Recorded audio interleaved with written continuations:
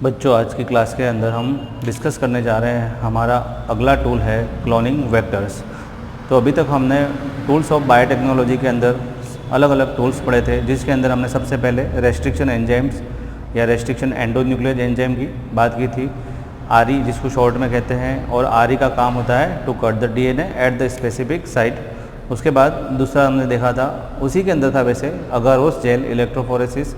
अगारोस gel electrophoresis के अंदर हम डिज़ायर्ड डीएनए या डिज़ायर्ड लेंथ ऑफ डीएनए को हम सेपरेट कर सकते हैं, फ्रेगमेंट्स को सेपरेट कर सकते हैं on the basis of the size as well as we can use the charge present on the DNA and then we use also the sieving effect of the gel. तो इस तरह से हमने उसको अलग किया था। अब आगे इसके बात आती है क्लोनिंग वेक्टर। जैसे आपने मान लो रिकॉम्बिनेंट डीएनए बना दिया, तो रिकॉम्बिनेंट डीएनए जब बनाते हैं उससे जस्ट पहले आपको सेलेक्ट करना होता है कोई पर्टिकुलर वेक्टर। वेक्टर के फॉर्म में, जैसे कि एग्जांपल देता हूँ, जैसे मलेरिया है, तो मलेरिया जो होता है वो किसकी वजह से होता है? प्लाज्मोडियम। लेकिन वेक्टर कौन होता है? मॉस्क्यूटो। और मॉस्क्यूटो उसको ले जाता है और किस में इंसर्ट करवाएगा? ह्यूमन के अंदर, और फिर ह्यूमन के अंदर मलेरिया होता है। वैसे ही यहाँ पर हमारा जो वेक्टर है, वेक्टर फॉरेन डीएनए को ले जाने का काम करता है। तो वेक्टर के फॉर्म में हम नॉर्मली यूज़ करते हैं प्लाज्मिड या बैक्टीरियोफेज। पहले आप समझ लो कि प्लाज्मिड या बैक्टीरियोफेज। अभी हम क्लोनिंग वेक्टर बात कर रहे हैं फॉर द बैक्टीरिया। बैक्टीरिया या जिसको ई कोलाई सेल। तो ई कोलाई सेल के अंदर अगर आप फॉरेन डीएनए को इंसर्ट करवाना चाहते हैं तो उसके लिए आप कौन सा वेक्टर लोगे? तो उसके लिए कोई भी बैक्टीरिया होता है, तो जो बैक्टीरियोफेज होता है वो नॉर्मली क्या करता है? बैक्टीरिया के ऊपर अटैक करता है और उसके अंदर अटैक करने के बाद उसके अंदर डीएनए को इंसर्ट कर देता है। तो अगर हम यूँ करें कि हमारा जो फॉरेन डीएनए है, अगर हम उसको मान लो पहले बैक्टीरियोफेज के अंदर इंसर्ट कर दे और देन बैक्टीरियोफेज को हम इन्फेक्ट करवाएं बैक्टीरियल सेल से, तो हमारा डीएनए उसके साथ साथ टारगेट बैक्टीरियल सेल या ई कोलाई के अंदर वो भी अपने आप इंसर्ट हो जाएगा। तो बैक्टीरियोफेज को हम यूज़ कर सकते हैं। दूसरा ऑप्शन है प्लाज्मिड। तो प्लाज्मिड के बारे में मैं ऑलरेडी बता चुका हूँ। प्लाज्मिड क्या होता है? बैक्टीरियल सेल के अंदर पाया जाने वाला जो एक्स्ट्रा क्रोमोसोमल डीएनए है उसको हम कहते हैं प्लाज्मिड। तो प्लाज्मिड जो है, प्लाज्मिड के अंदर हम फॉरेन डीएनए को उसके साथ में अटैच करवा के हम टारगेट सेल के अंदर उसको हम इंसर्ट करवा सकते हैं। तो ये भी क्या हुआ? This is also the one type of the cloning vector. तो स्पेसिफिकली क्लोनिंग वेक्टर कैसा होना चाहिए, तो उसके अंदर हम पहले बात करेंगे उसकी प्रॉपर्टी। प्रॉपर्टी में जाने से पहले एक वर्ड दे रखा है जिसको हम कहते हैं कॉपी नंबर। एक वर्ड है कॉपी नंबर। तो कॉपी नंबर क्या होता है? कॉपी नंबर का मतलब होता है कि वेक्टर ऐसा होना चाहिए जिसका कॉपी नंबर ज़्यादा हो। कॉपी नंबर ज़्यादा क्यों होना चाहिए? जैसे मान लो आपने इस ई कोलाई सेल के अंदर वेक्टर या डीएनए को इंसर्ट किया, मान लो ये प्लाज्मिड है, ठीक है। तो कॉपी नंबर ज़्यादा का मतलब होता है उसकी कॉपीज़ ज़्यादा बने, 100 से ज़्यादा बने या 100 से 110, 120, या जिसका कॉपी नंबर ज़्यादा हो वो हमेशा एज ए वेक्टर लेना चाहिए। तो बेसिकली आज हम बात करेंगे the properties of the cloning vector. इसको ध्यान से आप समझना। क्लोनिंग वेक्टर की प्रॉपर्टीज़ क्या क्या होनी चाहिए? तो सबसे पहली प्रॉपर्टी है यहाँ पर ORI। ORI की फुल फॉर्म होती है ओरिजिन ऑफ रेप्लिकेशन, ठीक है। तो इसके पहले आप इस डायग्राम पे आ जाओ। यहाँ पर एक स्टैंडर्ड प्लाज्मिड का डायग्राम दिया हुआ है। ये डायग्राम दे रखा है, इसका नाम है PBR 322। PBR 322 ये क्या है? ये एक वेक्टर है, ये एक प्लाज्मिड है जिसकी डिस्कवरी की थी बोलाइवर एंड रोड्रिज। ये जो यहाँ पर वर्ड है B, इसका मतलब होता है बोलाइवर, R है वो रोड्रिज, P का मतलब प्लाज्मिड, 322 उसका स्ट्रेन है। तो PBR 322 is a one type of plasmid constructed artificially for the transfer of desired DNA in the host. तो इसको आर्टिफिशियली कंस्ट्रक्ट किया गया था और ये शुरुआत में सबसे ज़्यादा यूज़ होने वाला वेक्टर है। आज भी इसका यूज़ बहुत ज़्यादा किया जाता है। It is very useful vector for the transfer of the DNA. PBr322 ये इसका एक स्टैंडर्ड स्ट्रक्चर है। इसके अंदर लगभग 4361 बेस पेयर्स होते हैं। इसको डायग्राम को ध्यान से समझो, इसके अंदर क्या क्या दे रखा है। तो इसके अंदर जो ऑलरेडी दे रखा है वो क्या क्या है, तो इसके अंदर पाई जाती है 2 एंटीबायोटिक रेजिस्टेंस जीन। तो यहाँ पे लिखा है ampicillin AMP ampicillin resistance genes और यहाँ पे टेट्रासाइक्लिन रेजिस्टेंस जीन। इसके पास 2 रेजिस्टेंस जीन है। रेजिस्टेंस जीन्स का मतलब क्या होता है, अगर इसके पास एम्पीसिलिन रेजिस्टेंस जीन्स है, एम्पीसिलिन एक तरह का एंटीबायोटिक है। अगर मान लो आप किसी पेट्री डिश या किसी मीडियम जिसके अंदर एंटीबायोटिक एम्पीसिलिन भरा हुआ है और अगर ये प्लाज्मिड उस बैक्टीरिया मतलब जिस बैक्टीरिया में आप इंसर्ट करोगे ये प्लाज्मिड, अगर उस बैक्टीरिया को एम्पीसिलिन पर ग्रो किया जाए तो ये वहाँ पर सर्वाइव कर जाएगा, क्योंकि इसमें क्या है एम्पीसिलिन के लिए रेजिस्टेंस है। साथ ही अगर उसको टेट्रासाइक्लिन एंटीबायोटिक भी दिया जाए तो भी इसको कुछ नहीं होगा, क्योंकि इसके पास क्या है resistance for the tetracycline as well as the ampicillin.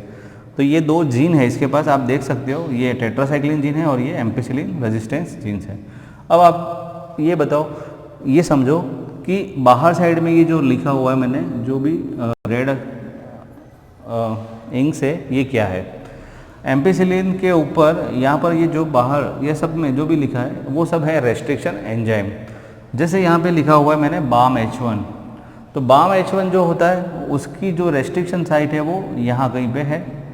साल फर्स्ट की रेस्ट्रिक्शन साइट यहीं कहीं पे है, यानी टेट्रासाइक्लिन जीन के पास में आप देख सकते हो कि यहाँ पर BAM-H1 की रेस्ट्रिक्शन साइट है, साल फर्स्ट की रेस्ट्रिक्शन साइट है और यहाँ पर ये कुछ और क्ले फर्स्ट हिंड थर्ड ये भी रेस्ट्रिक्शन साइट है, लेकिन यहाँ पर ये सीक्वेंस ये उसका प्रमोटर रीजन है। देन एम्पीसिलिन के पास में आप देख सकते हो यहाँ पर PST फर्स्ट PVU फर्स्ट, ये दोनों क्या है ये क्या है रेस्ट्रिक्शन एंजाइम साइट। ध्यान से समझो, एम्पीसिलिन रेजिस्टेंस का जीन का टुकड़ा ये है, यहाँ पर ये एंजाइम कट कर सकते हैं, साथ ही ये भी कट कर सकता है। अगर मैं आपको मैंने पीछे से मैंने बताया था आपको EcoR1 की साइट होती है GAA-TTC, ठीक है। तो GAA-TTC EcoR1 जैसे यहाँ लिखा हुआ है, तो EcoR1 कहाँ कट करेगा, अगर यहाँ पर GAA-TTC मिलेगा तो EcoR1 की साइट यहाँ पर पाई जाती है। समझ में आ रहा है। तो रेस्ट्रिक्शन एंजाइम क्या करते हैं, एक पर्टिकुलर साइट पे कट करते हैं। तो ये जो भी रेस्ट्रिक्शन एंजाइम दे रखे हैं ये उनकी रेस्ट्रिक्शन साइट है, जो दे रखा है वो स्पेसिफिक है, वो याद रखना है कि कहाँ पे है।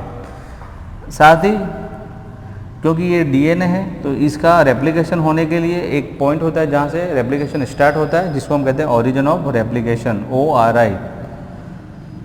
ROP का मतलब होता है these are the proteins which are useful for the replication. ROP replication, या यूँ कह सकते हैं कि प्रोटीन फॉर रेप्लिकेशन, उसको कहते हैं ROP।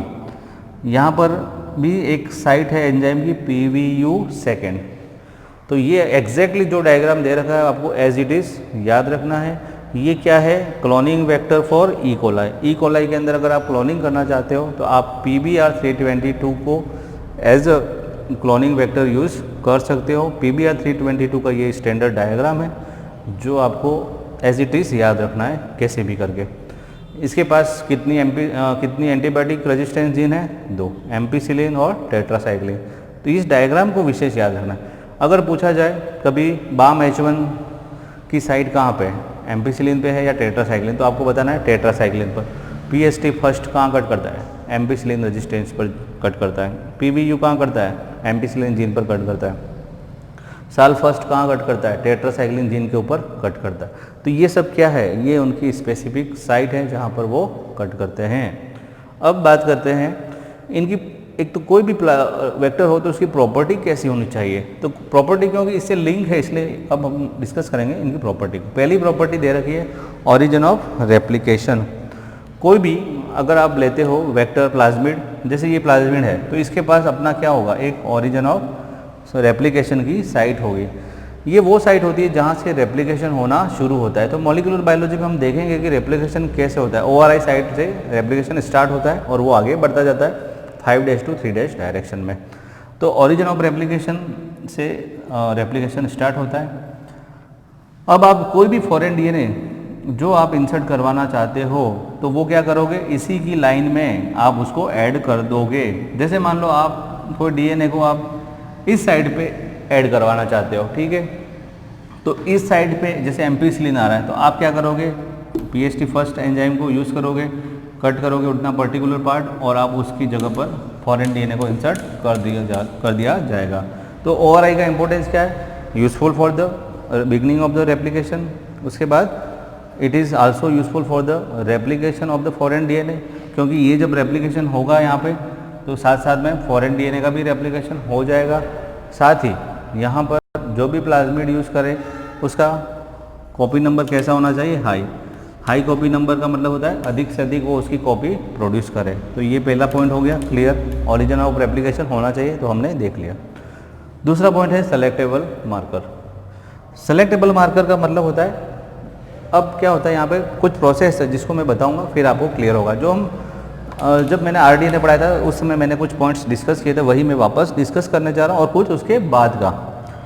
जैसे हमने देखा कि मान लो ये अपना फॉरेन DNA और ये है मान लो अपना प्लाज्मिड या वेक्टर, तो हम क्या करते हैं, रेस्ट्रिक्शन एंजाइम लेते हैं दोनों में सेम, उसके बाद दोनों को सेम एंजाइम से कट किया जाता है, जैसे इसके टुकड़े हो गए। उसके बाद हम क्या करते हैं, इसके भी टुकड़े हो गए, फिर दोनों को हम क्या करते हैं, जोड़ते हैं, ये हम जानते हैं ऑलरेडी।